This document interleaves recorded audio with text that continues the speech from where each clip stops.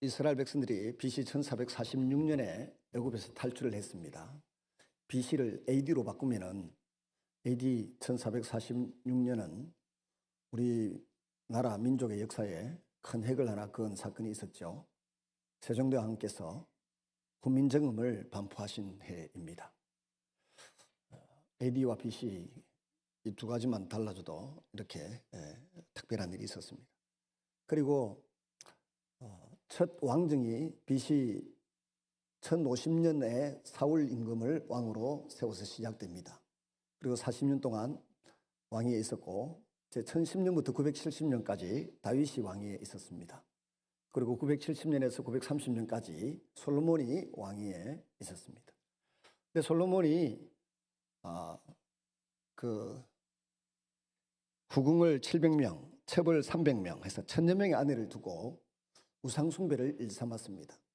고국 고향 땅에 있던 부인들이 과거에 자신들이 섬겼던 우상신, 잘못된 미신과 같은 그런 신들을 섬기겠느라고 솔로몬에게 졸라서 예루살렘 성 맞은편에 이제 우상숭배의 박물관 같이 그렇게 신당을 많이 세웠습니다. 성전도 지었지만 이것에 대한 책임을 하나님이 물어서 두 번이나 그러지 말라고 경고하고 타일렀습니다마는 솔로몬이 듣지를 않았습니다.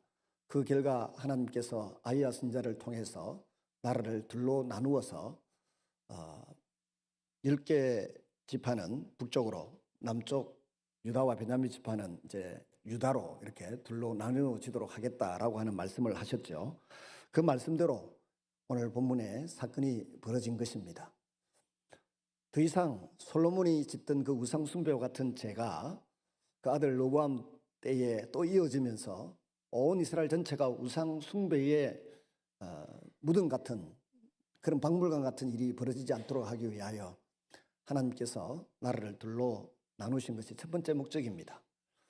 그리고 계기가 된 것은 르호보암이 나이 많은 노신들의 이야기를 듣지 않고 아직 경험이 부족하고 지식이 일천한 젊은 신하들의 이야기를 듣고서 백성들의 요구를 한마디로 이렇게 일축해버리고 무시해버렸습니다.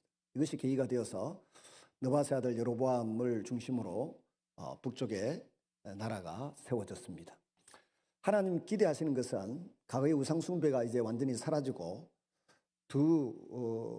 한민족 두 국가가 되었는데 서로 경쟁해서 하나님을 어떻게 하면 누가 더 잘하나 잘 섬기나 이런 걸 보고 싶었던 것 같습니다.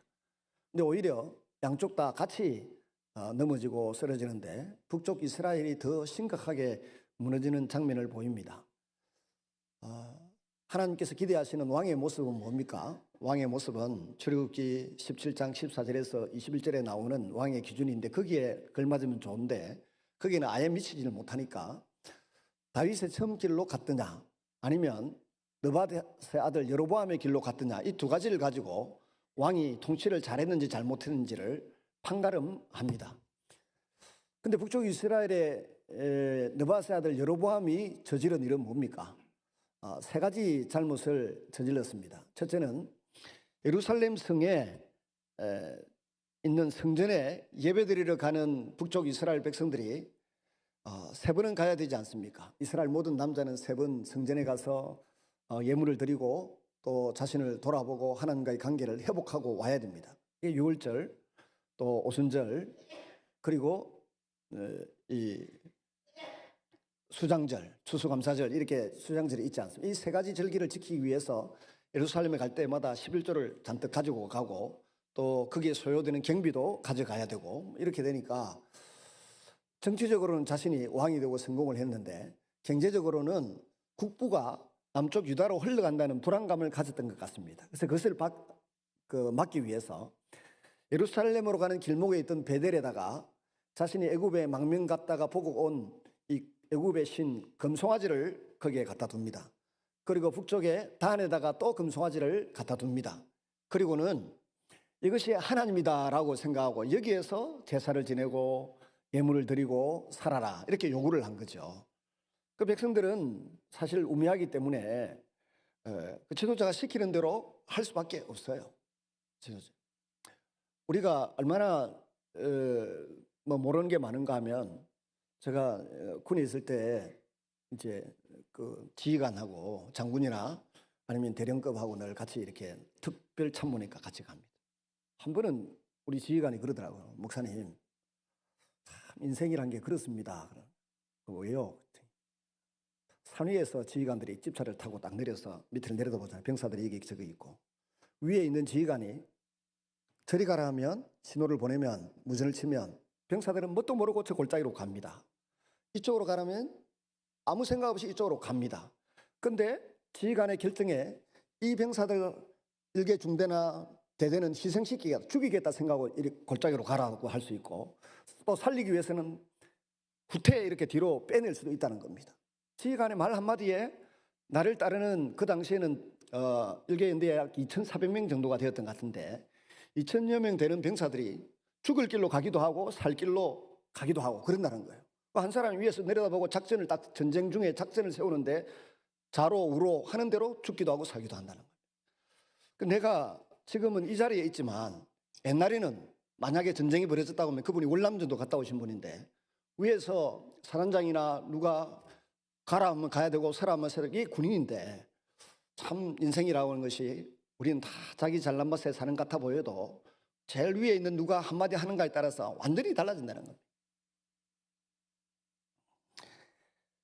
이 느바세 아들 여로보암이 딱 베델을 하고 다안에 금송아지 우상 세우라 하니까 백성들은 볼 것 없이 그냥 금송아지 우상을 11조 들고 오순절에도 가고 또 매추절에도 가고 유월절에도 가고 뭐 이런 거 아니겠습니까? 이게 첫 번째 여로보암의 죄였어. 두 번째는 제사장을 세우는데 제사장 레위인 중에 누구를 세웁니까? 아론의 아들이 4명이 있었습니다. 나답과 아비후는 죽었고 이다말하고 엘라살이 남았는데 이다말의 자녀들도 벌써 저주를 받아서 솔로몬 때에 이제 제거되었습니다. 그러면 엘라살의 아들 이 후예들만 대제사장이 되고 제사장이 되는 거예요. 근데 여로보암이 제사장을 아무나도 자원하는 사람은 시켜준다. 뇌물을 좀 받고 했겠죠. 그리고 48개 성읍 가운데 레위인들이 사는 48개 성읍 가운데 가장 기름지고 옥토가 되고 초장이 풍성한 그런 곳에 레위인들이 사는데 거기를 자원하지 않을 사람이 누가 있습니까? 먹고 살기도 힘든데 자원하는 대로 다 거기다가 박는 거죠. 세우는 겁니다. 그러니까 자기가 없는 자가 제사장이 되는 이 불의한 일을 이 여로보암이 시킨 겁니다. 세 번째는 절기를 날짜를 조금씩 바꾸어서 비스무리하게 지키게 했습니다. 그리고 이제 우상 숭배를 하게 된 것 아닙니까? 모든 북쪽 이스라엘의 19명의 임금은 느바세 아들 여로보암이 저지른 그 죄를 답습해서 죽을 때까지 왕위가 끊어질 때까지 BC 930년에 시작된 이 나라가 BC 722년 212년 동안 지속되는 동안 이 일이 계속해서 반복되는데 19명 임금이 다 그렇게 가는 겁니다. 남쪽 유다는 어땠습니까? 르호보암이 왕위를 이어받아서 이제 또 19명이 갑니다. 근데 여기는 그래도 말씀대로 살고 다윗의 처음 길로 갔던 임금이 4명 나옵니다. 그러다 보니까 구테타도 거의 없었고 해서 나라가 350년 동안이나 더 유지됩니다. BC 586년까지. 제 친구들이 다 58년 개띠라고 말씀드렸죠. 58년 개띠. BC 586년에 다 이제 나라가 망하게 될 때까지 19명 임금이. 양쪽으로 19명, 통일왕국시대에 3명 있었으니까 모두 몇 명입니까? 41명이죠. 41명의 임금 가운데 정말 하나님을 기쁘시게 마음껏 기쁘시게 해드리고 백성을 정말 유토피아와 같은 천국의 맛을 보며 살아가도록 통치하고 이끌어줬던 왕이 단 한 명이라도 있었느냐? 아니면 출애굽기 17장 14절에서 21절에 나오는 왕의 기준에 맞게 행동하고 살았던 통치했던 왕이 있었느냐? 한 명도 없었다고. 그래서 백성들은 또 하나님께서는 정말 진짜 왕은 어떤 존재인가를 보여주시겠다. 또 그런 왕을 사모하고 꿈꾸고 기대했습니다. 그래서 보내주셨던 왕이 계시는데 만왕의 왕이신 우리 주 예수님이신 줄로 믿습니다.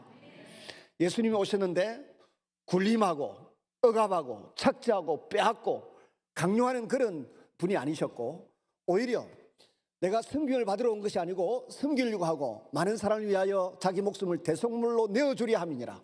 철저하게 가진 사람도 가지지 못한 사람도 소외당한 사람도 섬기며 사셨던 예수님의 그 은혜와 사랑 까닭에 우리가 예수님을 우리 인생의 주로, 우리의 참 좋은 친구로, 우리의 위대하신 대제사장으로, 우리의 왕으로 모시고 살아가게 된 줄로 믿습니다.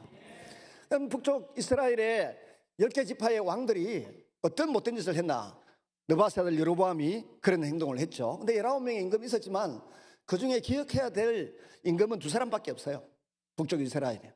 그것도 좋은 의미로 기억하는 것이 아니라 나쁜 짓 한 거로 할 수밖에 없는데 오므리 왕조가 있었습니다. 나중에 북쪽 이스라엘은 쿠데타가 4번 일어나면서 왕조가 자꾸 바뀌는데 오므리가 혁명을 일으켜서 왕이 되었습니다. 그리고 그 아들 아합이라는 사람이 등장합니다.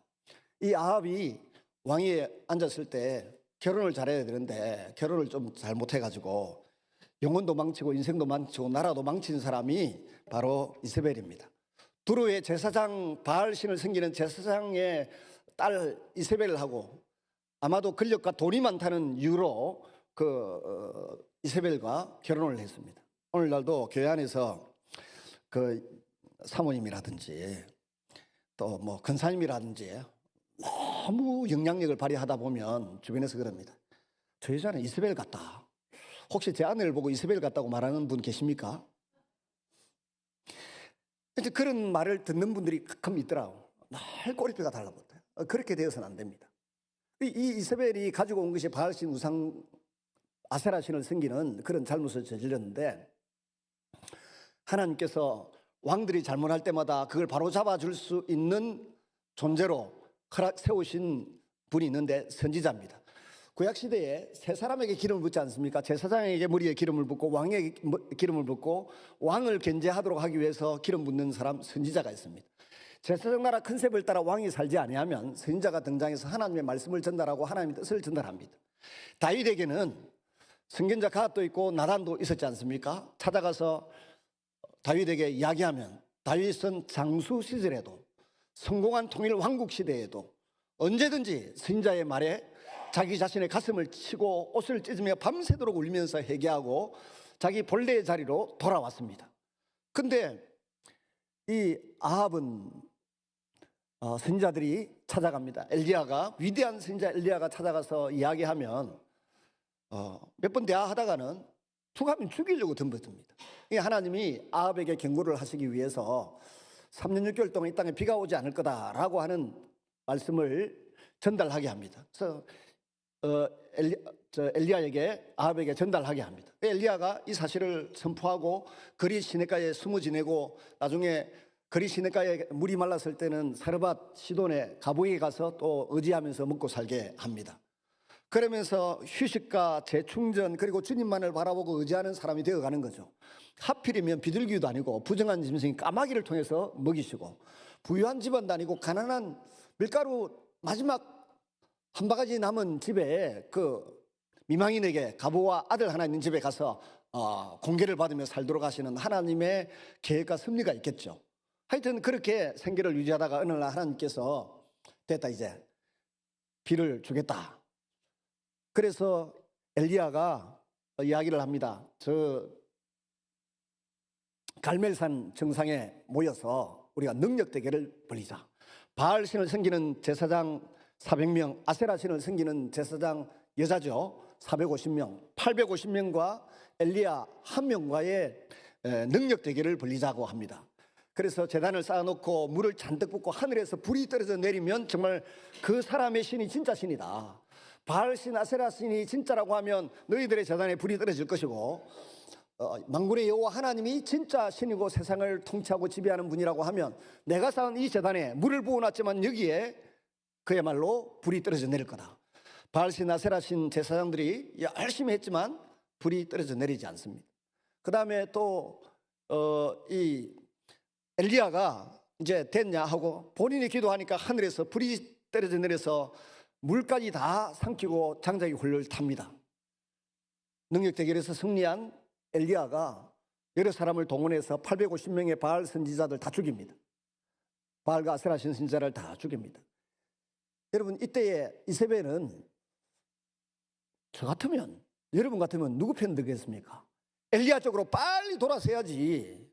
요새 정치인들 보니까 뭐 여기 갔다가 저기 갔다가 잘하던데 빨리 엘리야 쪽에 붙어가지고 살아날 궁리를 안 하고 이 이세벨이 여전히 이 바알신 아세라신을 숭배하는 자들 편에 서서 내 말 잘 듣는 선지자들 다 죽였다고 해서 엘리야를 죽이겠다는 마음을 품습니다.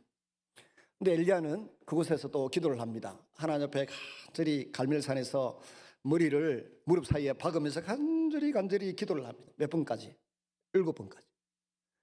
7번째 기도를 하니까 저 지중해 끝에서 손바닥만한 구름이 일어났다고 사안이 전해집니다. 듣자마자 기도가 응답되었다. 그래서는 그냥 달리면서 아합의 마차를 보고 빨리 왕궁으로 돌아가십시오. 홍수가 납니다. 정말 홍수가 날 정도로 폭우가 쏟아져 내리는 놀라운 역사가 일어났습니다. 이쯤 되면 정신을 차려야 되는데 여전히 정신을 못 차리는 아합과 이세벨입니다. 그래서 하나님이 이 우상 숭배 가운데 살아가고 있는 아합을 징계하고 제대로 교육시키기 위해서 아람 군대를 동원합니다. 아람 군대를 동원해서 공격을 하는데 선지자가 나타나서 시키는 대로 전쟁을 할 때마다 이깁니다. 이기면서 하나님이 기대하신 바가 있습니다. 아람의 베나닷 임금 그 사람 왕을 사로잡으면 죽이라 그랬는데 폼 잡니라고 사울이 아가가 왕을 살려와서 폼 잡으려고 했던 것처럼 자기를 과시하려고 했던 것처럼 베나닷 임금을 살려서 보냅니다. 선지자가 나타나서 말합니다. 네가 죽여야 될 자를 죽이지 않았기 때문에 하나님께서 대신 당신의 생명을 빼앗겠다. 그렇게 이야기했어요. 그러니까 아합이 어떤 행동을 취했습니까? 하나님 앞에 회개하는 듯한 저초를 취하면서 베옷을 입고 그 다음에 걸음걸이를 천천히 하면서 하나님 앞에 회개하는 듯한 폼을 뒷걸음 무릅쓰고 그렇게 하니까 하나님이 하늘에서 보시고 웃으시면서 이렇게 말씀하셨어요. 엘리야에게 아합의 저 행보를 보느냐? 저가 회개하고 있으니까 조금 기회를 줘보자. 좀 시간을 둬보자. 시간을 주고 살려주었어요. 죽인다 하다가 살려주면 그때부터 정신 차리고 하나님 앞에 살면 되는데 정신 차리고 살 생각은 안 하고 무슨 짓을 합니까? 이 아합이 어느 날 왕궁을 거니면서 보니까 아주 탐스러운 조그마한 그 포도원이 보입니다. 나봇의 포도원이죠. 나봇의 포도원을 보고는 저거 누구 거고? 나봇 겁니다. 바꾸자 해라. 저 넓고 더 좋은 땅이 있는데 그것보다 가까운데 여기를 나물밭으로 채소밭으로 써야 되겠다. 쌈 싸먹기를 좋아했는지 채소밭 쓰겠다고 그걸 내놓으라 한 거예요. 그러니까 나봇이 쟤 같으면 줄 것 같은데 주고 큰 땅을 차지할 것 같은데 못 주겠다는 거예요. 이유는 하나님 말씀에 물려받은 이 토지는 함부로 매매도 할 수 없고 양도도 할 수 없다. 나는 하나님의 법을 지키겠다. 손해가 되더라도 이렇게 이야기한 거예요. 거기에 대해서 아합이 잠을 못 자고 아이고 머리야 이러고 있으니까 똑똑해 보이면서 모자라 보이는 이 이세벨이 나타나가지고 뭔 걱정입니까 하니까 이게 걱정이다니. 걱정하지 마소서. 그까지 일을 처리를 못해가 그럽니까? 그러면서 율법에 있는 조항을 찾아내가지고 왕을 저주하고 하나님을 저주하는 자는 반드시 죽으리라. 그 율법 조항을 가지고서 나봇에게 누명을 뒤집어 씌웁니다. 택도 아닌 누명을 뒤집어 씌웁니다. 그리고 성문에서 재판을 내서 나봇을 죽이고 그 포도원을 빼앗습니다. 이걸 가르쳐서 한번 따라합니다. 소탐대실. 얼마나 많은 사람들이 이 소탐대실로 망하는지 모릅니다. 좀 멀리 보고 크게 볼 줄 알면 되는데 작게 보고 까불다가 지위도 잃어버리고 명예도 잃어버리고 돈도 잃어버립니다. 근데 우리가 잃어버리지 말아야 될 게 있습니다. 뭡니까? 하나님의 사랑과 하나님의 은사와 하나님의 임재와 하나님의 함께 하시면 절대 잊어버리면 안 될 줄로 믿습니다. 여러분 목회자에게 가장 중요한 것은 말씀과 기도와 성령의 능력이에요. 목회자에게 예수의 마음, 하나님 아버지의 마음이 없으면 목회가 되겠습니까? 이걸 잃어버리지 않기 위해서 부단히 애쓰고 노력해야 되고 절제해야 되고 만날 사람도 줄여야 되고 뭐 이런 많은 나름대로의 자기 나름대로 스케줄 생활 규칙을 이렇게 잡아가야 돼요. 근데 자기 관리를 잘못해가지고 돈 조금 더, 어떤 자리에 대해서 조금 더 욕심을 이렇게 내는 사람들이 있어요. 그러면 다른 사람 다 알고도 말 안 합니다.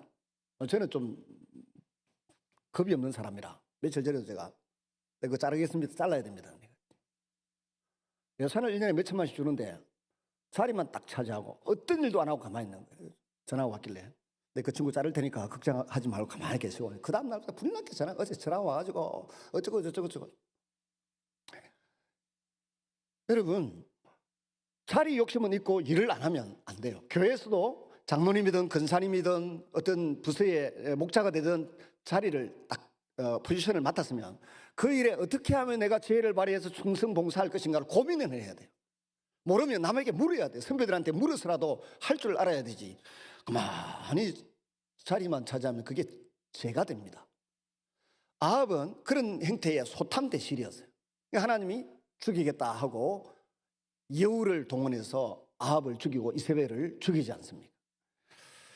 우리 많은 사람들이 내게 있어서 가장 소중한 게 뭔지를 모릅니다. 하나님과 나와의 관계가 가장 소중합니다. 그다음 하나님의 평가가 중요합니다. 세 번째는 내 주변에 있는 사람이 나 때문에 행복하고 즐거워야 합니다. 여러분 주변에 있는 사람들이 여러분 때문에 행복하실 수 있기를 바랍니다. 여러분의 말 한마디로 행복해하고, 여러분이 밥을 사거나 무슨 말할 때 눈빛을 하나 보내도 그것 때문에 가슴이 설레고 기뻐나는 그런 일이 일어날 수 있기를 바랍니다. 하나님께서 엘리야 선지자에게 이제 아합을 정리하라고 하실 때에 세 가지 사명을 주고 너는 내 곁으로 와야 되겠다라고 말씀하십니다. 그 세 가지 사명이 뭡니까? 첫째는 아람의 임금이 이제 수를 다했으니 너는 아람 사람 하사엘에게 기름을 부어서 지금 시리아의 왕으로 삼으라. 둘째는 예후 장군을 통해서 아합은 정리하고 예후 왕조를 세우도록 기초를 깔아줍니다. 셋째는 자신이 하던 일을 엘리야 대신 엘리사를 지명해서 네 후계자로 세우라. 이 세 가지 사명을 선언하고 엘리야를 보고 오라 그럽니다. 그래서 불병거타고 엘리야는 올라가죠. 그 은혜와 그 은사를 사모했던 엘리사가 쫓아다니면서 그 능력을 다 전달받습니다. 전이받습니다. 이제 예후 장군이 북쪽 이스라엘에 등장하기 전에 한 사람을 거론하자 그러면 북쪽의 두 번째 임금이 바하사입니다. 여로보암 다음에 바하사인데 바하사가 남쪽 유다 형제 나라를 공격합니다. 그랬더니 아사라고 하는 임금이 있었습니다. 제법 괜찮은 임금이었는데 바로 저 아람 임금에게, 아람의 베나닷에게 사신을 보내가지고 북쪽 이스라엘을 공격해달라고 요청합니다. 형제 나라를 공격해달라고 요청하는 거예요. 그러면 이 북쪽 이스라엘의 형제 나라를 공격하는 걸 하나님이 좋아하시겠습니까? 싫어합니다. 열왕기 상하나 역대기를 보고 또 예레미야, 에스겔서 다 보면 하나님의 자녀들을, 하나님의 백성들이 어떻게 대하는가를 봅니다. 근데 하나님의 백성들을 본인 손도 아니고 다른 시리아 이방 군대를 동원해서 전쟁을 걸어서 한번 무너뜨려 달라고 요청을 한 아사가 잘못한 거죠. 그래서 하난이라고 하는 선지자가 아사 임금에게 찾아가서 형제 나라를 치고 그렇게 하면 안 됩니다 말렸더니 이 아사 임금이 이 하난이를 때리고 감옥에 가두는 잘못을 범합니다. 이건 하나님 앞에 우리가 성경 전체를 읽어가면서 정말 가장 가까이에 있는 크리스찬 형제들을 멸시하고 함부로 대하는 것, 정말 어리석은 일입니다. 교회의 질서를 무너뜨리고 교회를 파괴하는 일이 됩니다. 이제 예후가 아합도 이제 하나님이 죽이시고 이세벨도 예후가 한마디 하니까 내시들이 그 성 위에서 이세벨을 들어서 달랑 던져버리니까 죽고, 또 아합의 아들들이 70명이나 있었는데 편지 한 통 딱 보냈더니 그 왕자들의 왕자들을 70명이 가르쳤는데, 이 70명을 가르쳤는데 서성들이 그 왕자들의 목을 다 베가지고 바구니에 담아서 예후 앞에 가지고 오는 놀라운 일이 벌어졌지 않습니까? 그리고 예후가 바알신 아세라신 섬기는 자들을 한 곳에 가다 놓고 죽입니다. 하나님의 마음에 그 마음을 같이 하는 겁니다. 예후가 하나님 미워하는 자를 같이 미워하고 하나님이 사랑하는 자를 같이 사랑하는 것, 이게 그리스도인의 삶의 자세이고 하나님의 백성의 도리입니다. 그 하나님이 사랑하고 하나님이 귀히 여기는 자를 같이 귀히 여기고 같이 사랑해야 돼요. 하나님이 싫어하고 미워하는 같이 싫어해야 돼요. 가정이 여겨야 돼요. 예후가 그 일을 딱 하고 나니까 바알신 아세라신 선지자 죽이고 나니까 하나님이 네가 내 마음에 있는 대로 정말 속 시원하게 잘했다. 그래서 너희 가문에도 4명의 왕이 나오도록 해주겠다. 기회를 주는 거죠. 그래서 등장하는 왕이 있는데 여로보암 2세입니다. 이 여로보암 2세가 하나님 앞에 아합도 북쪽 이스라엘 212년 동안에 아주 군사력, 경제력, 정치력이 있어서 부강한 나라였어요. 여로보암 2세 때도 그와 못지않게 아주 부강한 나라였어요. 나머지 임금들은 쳐다볼 것도 없어요.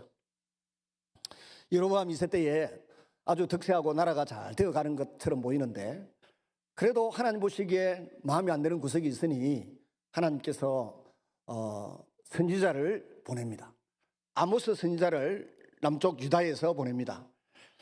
아모스 선지자는 우리 히브리어 성경을 이제 한글 성경으로 바꾸면서 번역이 잘못돼 가지고 뽕나무를 재배하는 목자다 이렇게 나와 있는데, 이스라엘 땅에는 뽕나무가 없대요. 그래서 그게 뭔 나무인가 하면 돌모아가 나무래요. 그 돌모아가 나무에 이런 거 가지고 돌 같은 거 깨진 그릇 가지고 돌모아가에다가 상처를 이렇게 탁 내면 모아가가 진액을 흘리는 거죠. 그 진액을 흘리면 그게 당분이랍니다. 설탕 같은 당분이 나온다. 그 당분을 만들어내는 그런 일에 종사하고 있던 아모스라는 사람을 선지자로, 농사짓고 있는 사람을 보내가지고 하나님 말씀을 전하게 합니다. 하나님 말씀을 전하는데 이런 특별히 역시 북쪽 이스라엘 땅의 그 당시에 자꾸만 이웃 사랑이 없어졌어요. 권력을 가졌거나 돈을 가진 사람들이 가난한 사람들을 억제하고 힘이 없는 사람들을 더 고통스럽게 하고 하는 일을 행해서 여기가 이 땅에 정의가 없다. 정의를 회복하라고 이야기를 합니다. 그런데 북이스라엘의 지도자, 제사장과 지도자들이 이렇게 말합니다. 너는 네 고국에 돌아가고 우리나라에 쓸데없는 소리 하지 마라. 네 일이나 잘해라. 돌아가라. 이렇게 이야기한 거예요. 그래서 아모스가 이렇게 이야기를 하죠. 아모스가 하는 말이 뭡니까?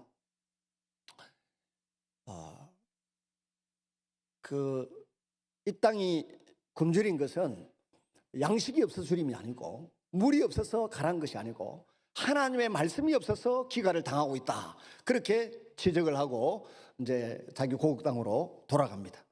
근데 여로보암 2세 때에 제일 우리가 등장하는 선지자가 이제 아모스, 그다음에 요나와 나훔인데, 요나는 잘 아시는 것처럼 이제 하나님께서 요나 선지자를 통해서 저 아시리아 니느웨 성에 가서 40일 만에 나라가 망한다, 너희들 망한다는 회개의 심판의 메시지를 전해라 했는데 가기 싫어가지고 딴 데 도망가다가 바다에 스스로 빠지기도 하고 나중에 물고기 뱃속에서 기도하다가 이 요나를 가만히 보면 쫓겨났잖아요. 벌을 받고 있는 상황에도 하나님 한 분만큼 놓치지 않습니다. 우리가 살다 보면 명예도 잃어버릴 수 있고 생명도 잃을 위기에 처할 수도 있고 재물도 날리기도 되고 요나처럼 다른 사람 배에 화물도 다 날리고 피해도 줄 수도 있는데, 요나가 끝까지 바라보고 의지했던 것은 하나님의 성전을 바라보겠나이다. 내가 여호와 하나님을 바라보고 기도하겠나이다. 이 중심은 절대 놓치지 않았던 사람입니다. 그래서 하나님께서 요나를 다시 살려서 니느웨 성에 보냈더니 회개하라고 3일을 다니면서 외쳐야 되는데 하루 고작 이야기했더니 그냥 어린아이부터 노년에 이르기까지 임금까지 전부 다 회개하고 짐승들까지도 금식을 시키고 이런 일이 벌어진 것입니다. 역사학자들은 그 시대를 조망해 보니까 계기월식이 있어가지고 계기일식인가 한 게 있어가지고 온 천지가 새카매지고 하니까 이 천재지변이다, 애군이 끼칠 것 같다, 요나의 말을 귀담아 들었다, 이런 말도 있고, 옛날에 코로나 때처럼 전염병이 창궐해가지고 위험한 상황에서 회개하고 돌아오지 않을 수가 없어서 돌아왔다, 이런 말씀도 있어요. 야간 그 니느웨 성 사람들이 다 회개하고 하나님 앞으로 다시 회복하고 관계를 회복하고 돌아오니까 요나는 성이 잘 내려다 보이는 산등성에서 이렇게 내려다 봅니다. 내려다 보면서 있는데 하늘에서 태양이 너무 내리찌고 해서 고통스럽고 괴로웠어요. 근데 하나님께서 요나를 교훈하시기 위해 박능쿨 하나를 자라게 하셔서 그 얼굴을 우산처럼 양산처럼 가려주는 겁니다. 그러니까 고마워하다가 박능쿨을 벌레가 먹어서 시들게 하니까 또 태양이 내리쬐어서 고통스러워하고 괴로워합니다. 하나님이 요나에 나타나서 말씀하십니다. 니 왜 화내노? 아니, 멸망시켜야 될 우리 원수 나라가 멸망돼야 되는데 왜 살려주십니까? 그래서 내가 선지자 노릇하고 메시지 전하지 않으려고 저 딴 데로 도망갔던 거 아닙니까? 다시스로. 근데 왜 살려주십니까? 니는 지금 박능골 하나 낳다가 좋아하다가 박능골 사라졌다고 성질내 샀는데 거기에 지금 살고 있는 사람들이 몇 명이고 어린아이까지 12만 명이나 살고 있는데 12만 명이나 되는 저 사람들이 다 멸망당하고 죽고 심판받는 것이 합당하냐? 저도 내 소유다라고 말씀하시는 것입니다. 그래서 이 대목을 보면 하나님께서 아시리아도 사랑하시고 경영하고 계시고 또 위에 시리아 아람도 왕을 세우시고 세계를 경영하고 계시고요. 그리고 북쪽 이스라엘의 왕도 남쪽 유다의 왕도 하나님이 세우시는 걸 보면 하나님이 세계를 경영하고 계신 것을 우리가 볼 수 있는 줄로 믿습니다. 하나님께서는 이스라엘 백성들을 사랑하는 사랑의 주를 결코 놓지 아니하시고 그들이 사명을 붙들고서 믿음으로 살아가기를 원하셨어요. 아무리 말씀을 전해도 이 군사들이 하나님의 말씀을 알아듣지를 못하니까 아시리아를 통해서 교훈을 시키는 거예요. 일본이 원폭 맞는 거 보고는 우리는 저렇게 원폭 안 맞으려고 하면 제대로 살아야 다른 나라 다른 민족 괴롭히지 말고 전쟁 일으키지 말고 살아야 되겠다. 이 교훈을 러시아가 받아야 되는데 안 받고 또 남의 나라 공격하고 사고를 치고 있지 않습니까? 그런 것처럼 하나님께서 아시리아가 회개하고 돌아오는 장면을 북쪽 이스라엘 사람들이 전해 듣고는 우리도 회개하고 하나님께로 돌아가자 하는 메시지를 받기를 원하셨는데 이걸 타산지석의 교훈으로 받아들이지 못한 것입니다. 아시리아의 회개와 회복을 보고서 우리도 하나님 앞에 회개하고 돌아가자 이렇게 되는데 그게 안 되니까 하나님이 드디어 나훔 선지자를 보내가지고 나훔서 1장 8절 9절 이하에 보시면 강물로 범람하게 해서 니느웨 성을 멸망시키겠다. 아시리아를 멸망시키게 됐습니다. 그리고 그 말씀 나훔 선지자의 예언대로 아시리아가 멸망했어요. 멸망하고 난 이후에 니느웨 성의 흔적이 사라졌습니다. 그래서 르네상스 시대 이후 19세기가 들어올 때까지 자유주의 신학자 하나님과 성경을 부인하던 자들이 말하기를 니느웨 성도 없다. 요나서 그러므로 가짜, 신화에 불과하다. 나훔서 가짜 이렇게 이야기를 했던 것입니다. 근데 1845년에 영국의 레이어드라는 고고학자가 니느웨 성을 강물이 범람해서 완전히 엎어버리고 없는 그 니느웨 성을 땅 밑에서 뭐 3m, 6m 밑에서 파내가지고 니느웨 성을 전부 복구를 했어요. 제가 어제도 니느웨 성 그 사진을 한번 인터넷에 찾아보니까 그 누가 방송국에 찾을 수 있으면 찾아가 한번 보여줬어요. 니느웨 성 저 하늘에서 공중 촬영한 그 성을 전부 1845년에서 50년까지 5년 동안에 발굴을 해낸 것입니다. 그렇게 발굴을 해내서 보니까 정말 니느웨 성이 있었고 요나의 무덤까지도 그곳에 발견된 줄로 믿으시기를 바랍니다. 요나의 무덤까지도 그게 해교 사원이 돼가지고 든든히 자리를 잡고 있더라고요.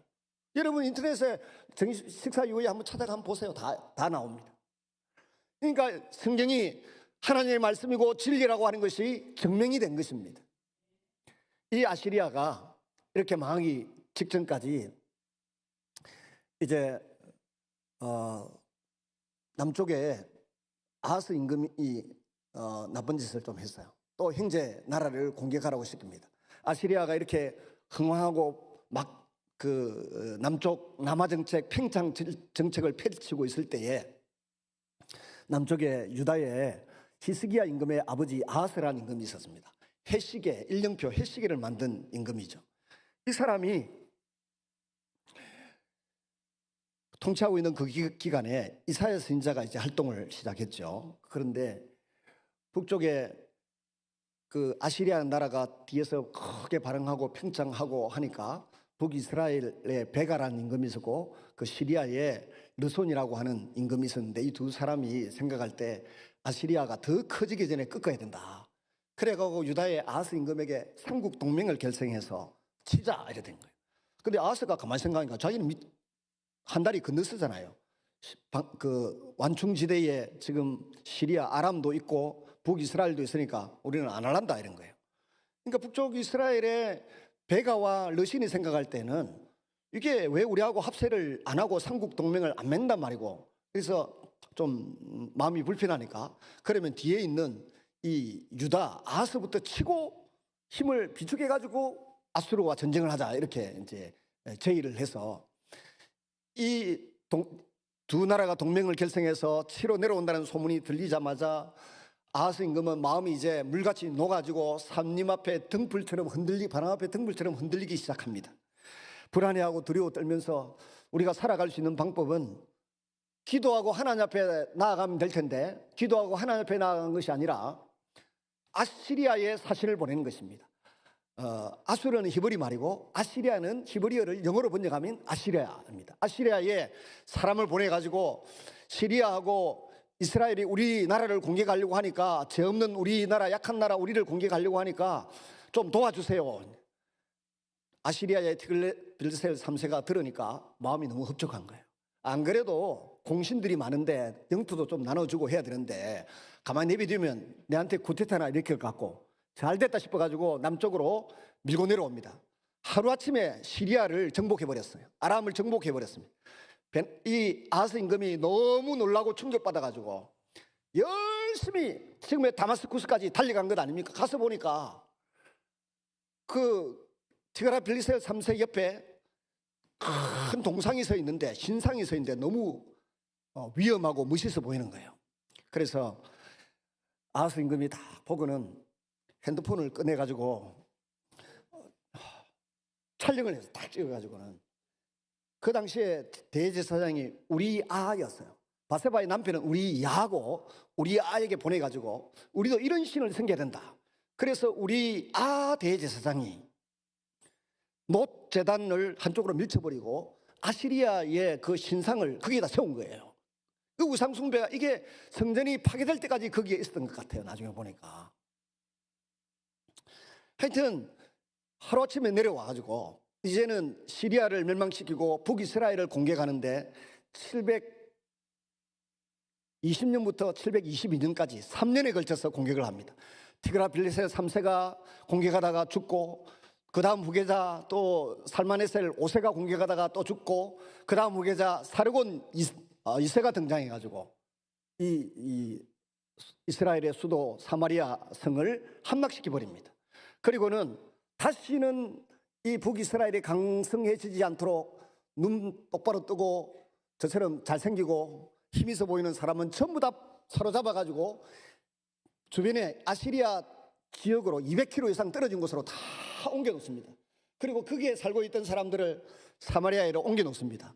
결혼을 해야 될 거 아닙니까? 이스라엘 여자들하고 결혼을 해서 태어난 사람들이 그 유명한 혼혈족 사마리아인입니다. 이 일을 보니까 사르곤 2세가 했어요. 그리고 이제 시간이 지나서 북이스라엘은 722년에 나라가 망하고 없어지는 거죠. 시간이 좀 지나서 사르곤 2세의 후계자인 사네립이 등장합니다. 이 사네립이 등장해가지고는 남쪽 유다를 또 공격에 내려오니까 뭐 금 몇 개 하고 은 몇 개 하고 줘가지고 돌려보내고 하는데, 그게 어디 있습니까? 또 밀고 내려옵니다. 내려와서 46개의 남유다의 성읍을 다 빼앗고 20만 명의 포로를 끌고 데리고 갑니다. 아시리아로. 그리고 성 2개 남았죠. 라기성가 하는 조그만 성 하나 하고 뱅그성 하나 하고 예루살렘 성이 남아 있는데, 다르단과 랍사게 이 군대의 장수들의 그 계급인 것 같아요. 보내가지고는 랍사게를 통해서 막 공격을 하죠. 히스기야 왕이 너희들에게 예루살렘 성에 메가폰 대고 막 나팔을 불어대고 편지를 써서 히스기야 왕에게 보냅니다. 항복해라. 지금 아시리아를 이길 수 있는 신이 어디 있고 주변에 이길 수 있는 나라가 어디 있냐? 아무도 못 이기지 않느냐? 너희들 하루아침에 다 죽는 수가 있다. 빨리 항복하면 살려준다. 히스기야 말을 믿지 말아라. 이렇게 이야기할 때 히스기야는 그 전에 애굽 왕실의 도움을 요청했어요. 애굽 왕실의 도움을 요청하고 그 아수르에다가 바쳐야 될 조공을 바치지 않으니까 이것이 빌미가 돼서 밀고 내려와서 46개 성읍 20만 명의 포로를 끌고 갔는데, 히스기야가 애굽의 군사 원조를 요청했지만 옵니까? 안 오지. 안 오는 거예요. 이 할 수 없이 이제 의지할 때가 어디 있습니까? 의지할 때 두 사람밖에 없어요. 두 분밖에 없어요. 하나는 담임 목사 이사야, 하나는 하나님밖에 없어요. 이사야 선지자에게 보소서 우리가 이런 위기에 처했으니까 기도해 주세요 하고 기도 중보기도를 부탁하고, 본인은 랍사게가 보낸 편지를 들고 성전에 펼쳐놓고 아버지 보시옵소서 하고 막 기도를 합니다. 한번 따라 합시다. 또 구호. 사람은 죽어도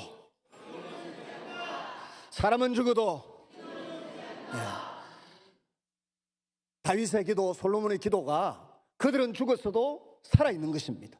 히스기야가 그렇게 매달리고 기도하고 하니까 하나님께서 그날 저녁에 사내립 군대 18만 5천 명이, 역사학자들은 말하기를 패스트, 전염병이 걸려서 다 죽었어요. 18만 5천 명이.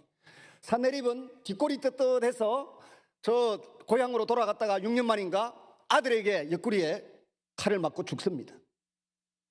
그리고 그 맏아들이, 그 두 아들이 합세해서 사내립을 죽였는데 그 형제간 둘이를 정리하고 후계자가 되어서 아시리아를 또 이끌고 가게 되고 그러죠. 야간 히스기야 임금이 가타 성전에 펼쳐놓고 기도할 때 아버지 보시옵소서 내가 나름대로 기도하고 나름대로 열심히 살았지 않습니까? 지지은 저런 고백 안 하고 에집트에 사신 보내고 조공 안 바치고 해가지고 이런 불상사를 끌고 왔다는 자기 허물은 이야기하지 않습니다. 그래서 이사야서 35장에서 39장까지 또 열왕기에 보면 그 이야기가 다 나오지 않습니까? 그렇게 기도하는데 하나님의 대답은 뜻밖이었어요. 네 잘났다 이렇게 말씀하신 적이 없어요. 네 잘했다, 네 잘났다 이렇게 한마디도 안 하셨어요. 딱 한 말씀 하셨습니다. 뭐라고 하셨습니까? 내가 다윗과의 언약 때문에 예루살렘 성을 사노라 그렇게 말씀하셨어요. 하나님의 약속 때문에 살려준다고 말씀하셨습니다. 여러분, 우리가 아무리 잘난 척하고 아무리 헌신하고 아무리 공로를 내세워도 하나님은 그것 때문에 우리를 살려주시는 것이 아니라 무엇 때문에 살려주신다? 예수님과 우리 사이에 맺은 언약 때문에 죄를 사하고 살려주시고 생각하는 것에 구하는 것에 넘치도록 채워주시는 하나님이신 줄로 믿습니다. 고넬료를 보면 그의 선행과 구제와 기도를 하나님이 보셨고 상달되었다라고 되어 있지만 결국 그것도 예수님을 베드로를 통해서 영접하고 난 이에 의미가 있어지는 것입니다. 우리가 예수님과의 관계가 제일 우선이고 예수님과 우리 사이에 맺은 이 새 언약 복음이 우리의 유일하고 최종적인 알파 오메가의 재산인 줄로 믿습니다. 그래서 사람은 죽어도 언약을 붙들고 하는 기도가 살아있으면 우리는 삽니다. 오직 성경 말씀으로 기도하는 성도들이 되시기를 바랍니다. 성경 말씀 붙들고 믿음으로 승리하는 여러분 되시기를 주님의 이름으로 축원합니다. 말씀을 맺습니다.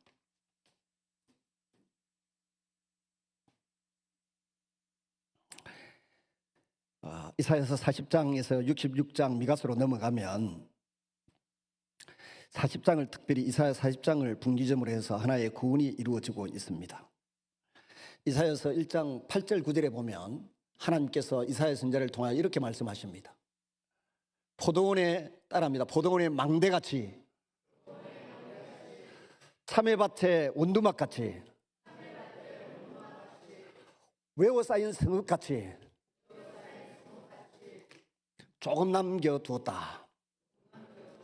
그게 히스기야 임금 시대에 아시리아의 사내립이 밀고 내려와서 46개 성읍을 빼앗아 함락시키고 20만 명의 포로를 끌고 가고 할 때 남은 게 뭐예요?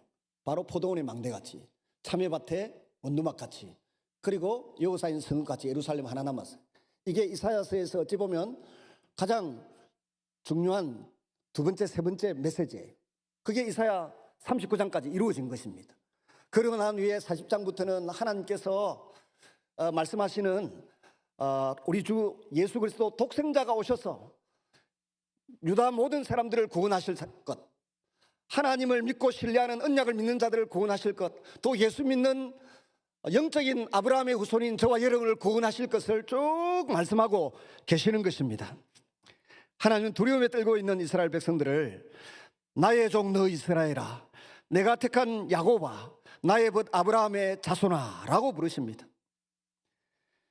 하나님께서 이미 이스라엘을 선택하시고 그들을 구원하시기로 결심하셨습니다.